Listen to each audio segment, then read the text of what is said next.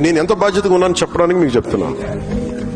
ఒకటి, మీరు ప్రతి నాయకుడికి బాధ్యత తగ్గించాల్సిన అవసరం ఉంది.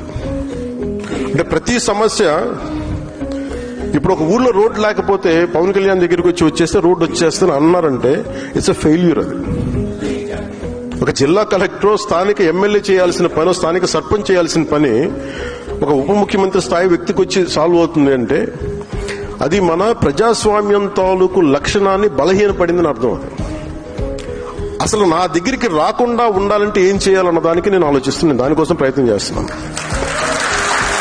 అంటే ఒక ఆడపిల్ల వచ్చి, ఒక చూపు సరిగ్గా లేని ఆడబిడ్డ ఇండియాని రిప్రజెంట్ చేస్తూ వచ్చి ఆ పాప అడిగింది మా ఊరికి రోడ్డు వేయమని. అది ఎవరిని అడగాలి? నన్ను కాదు అడగాల్సింది. నిజంగా ఇంపాక్ట్ఫుల్ గా గవర్నెన్స్ ఉంటే, అంటే ఇప్పుడు కాదు, ఒక 5 సంవత్సరాలని కాదు, గత దశాబ్దాలుగా మనం ఏం చేస్తున్నామంటే ప్రజాస్వామ్యం తాలూకు స్ట్రక్చర్ని వీకెన్ చేస్తున్నాం. నాయకుడు ఇంపార్టెంట్ అయిపోయాడు, వ్యవస్థను చంపేస్తున్నాం. అది మారాలి. సో దానికి ఏం మారాలి? దాని అల్టిమేట్ మంది ఏంటి? Correction in democracy.